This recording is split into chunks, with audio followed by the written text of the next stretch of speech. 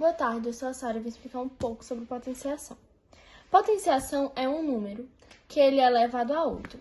E ele vai ser multiplicado por ele mesmo a quantidade de vezes que é o número que ele está elevado. Por exemplo, eu tenho o número 2 elevado a 2. Então, vai ser multiplicado por ele mesmo o número de vezes que está no número que ele está elevado. Por exemplo, 2 vezes 2, que vai ser 4. Outro exemplo, eu vou ter 3 elevado a 3, que vai ser 3 vezes 3 vezes 3, né? O número de vezes que está aqui. 3 vezes 3 vezes 3, que vai ser igual a 27. Eu também posso ter um 3 elevado a 2, que vai ser 3 vezes 3, que vai ser 9.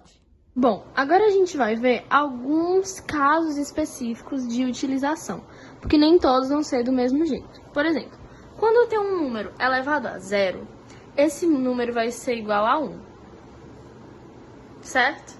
Se eu tiver, por exemplo, 3 elevado a 0, esse número vai ser igual a 1 e não a 0, como muitas pessoas poderiam pensar. Se eu tenho aqui um A elevado a 1, né? Um número elevado a 1, ele vai ser ele mesmo. Por exemplo, se eu tiver um 2 elevado a 1, ele vai ser 2.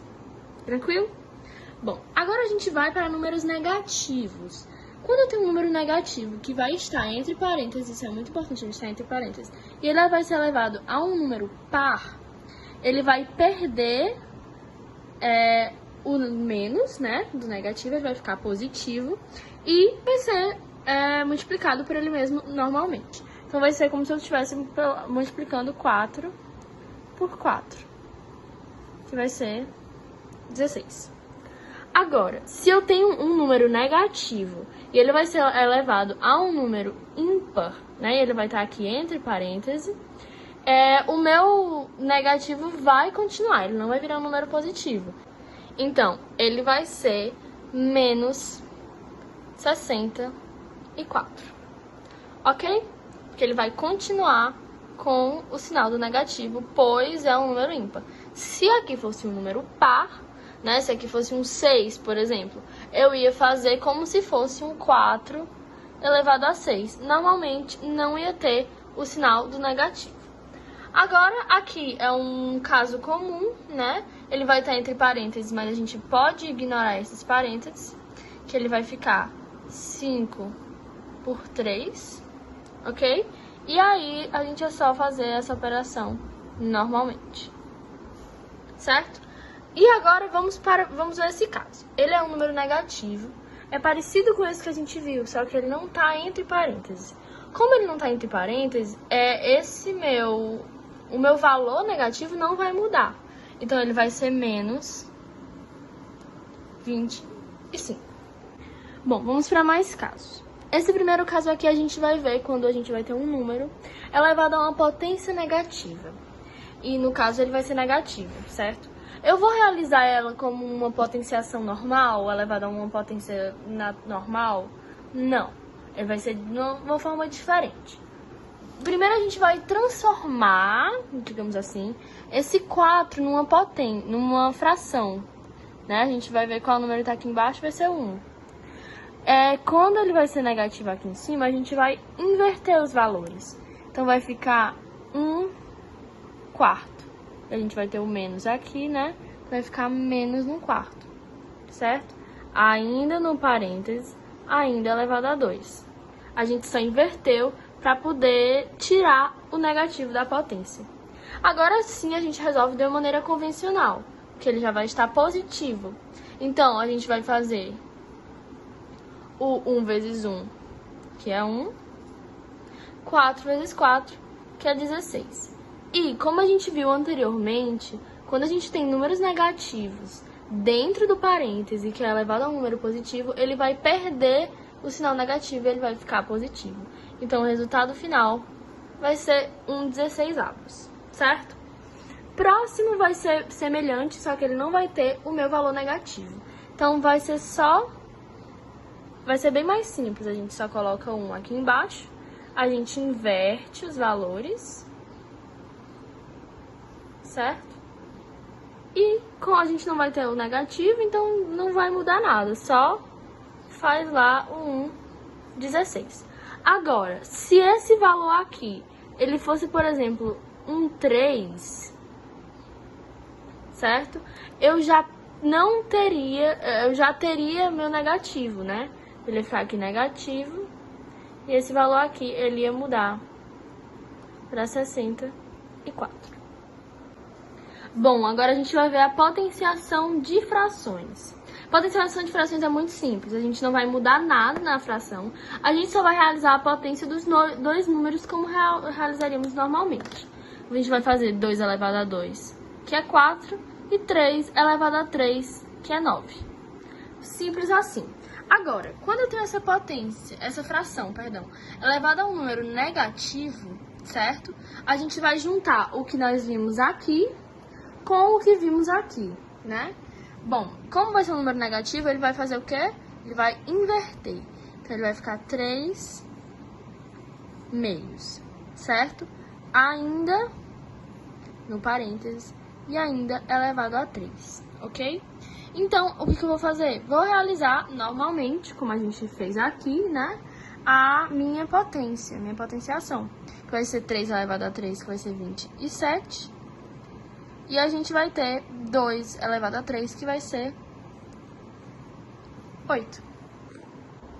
O próximo caso é quando a gente tiver uma raiz de índice n, que vai estar elevada a um expoente n também. E esses valores, eles vão se cancelar, certo? E vai sobrar apenas o meu valor central, que vai ser o a, no caso. Por exemplo, aqui. Essa é uma raiz cúbica de 5, certo? E ela vai estar elevada a 3. Então, esses dois valores, eles vão se cancelar. E o meu resultado, ele vai ser o próprio 5. Propriedades da potenciação. É de grande importância o conhecimento das propriedades das potenciações, principalmente nas situações operatórias entre potências. As regras claras e objetivas são válidas também nos casos envolvendo funções exponenciais. Observe as regras e as aplicações das propriedades. Primeiro, quando a gente tem uma multiplicação de potência de mesma base, a gente conserva a base e soma os expoentes.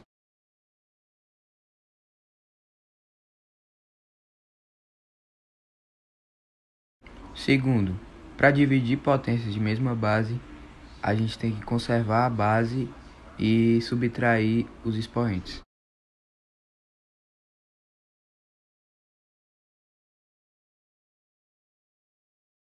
Terceiro, quando nós temos uma potência de uma potência, aí devemos multiplicar os expoentes.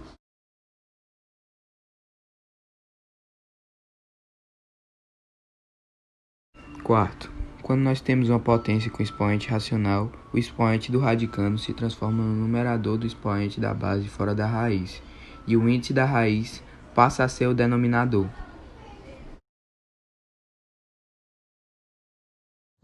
E aí, pessoal, passando aqui para falar sobre notação científica, beleza? Notação científica ela é usada para simplificar números muito grandes como esse ou muito pequenos como esse, usando as potências de base 10.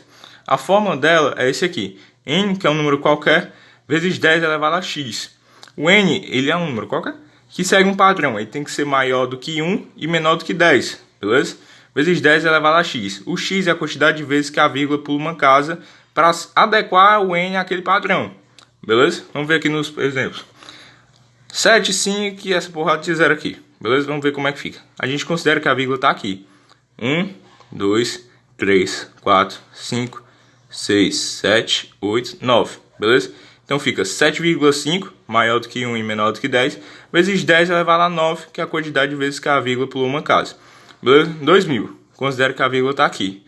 Pula 1, 2, 3. Então fica 2 vezes 10 elevado a 3, beleza? Isso aqui é um pouco diferente, mas segue a mesma coisa, beleza? 8, 6, 5, 2 e um monte de zero. Tem que seguir aquele padrão do mesmo jeito, beleza? Então considero que a vírgula está aqui. 1, 2, 3, 4, 5, 6. Aí bota 8,652 vezes 10 elevado a 6. Aqui é um pouco diferente, mas tem que seguir o mesmo padrão, sempre tem que seguir o mesmo padrão, maior do que 1 e menor do que 10, beleza? A vírgula está aqui, então você tem que passar ela para a direita. 1, 2, 3, 4, 5, beleza? Ficou 2 vezes 10 elevado a menos 5, beleza? A vírgula foi passando para a direita, esse número é muito pequeno, beleza? Então ficou 2 vezes 10 elevado a menos 5. E quando ela está armada, tipo, fica 1,06 vezes 10 elevado a 5. Para organizar ela fica assim. Isso aqui é igual a 1,06, que é esse aqui, bota todos os números, considera que a vírgula está aqui, elevado a 8, né? Então você vai passando 8 vezes, beleza? Passando 8 vezes, 8 casos, até ficar aqui no final, beleza? Foi através da notação científica que ficou concebido o modelo de representação de números reais através do ponto flutuante. Essa ideia foi proposta independentemente por Leonardo Torres, Konrad Zuse e George Robert. A codificação em ponto flutuante dos computadores atuais é basicamente uma notação científica de base 2. A programação com o uso de números e notação científica consagrou uma representação sem números sobrescritos, em que a letra E separa a mantissa do expoente. Assim, 1,785 vezes 10 elevado a 5 e 2,36 vezes 10 elevado a menos 14 são representados respectivamente por 1,785 e 5 e 2,36 e menos 14. Como a maioria das linguagens de programação são baseadas na língua inglesa, as vírgulas são substituídas por pontos.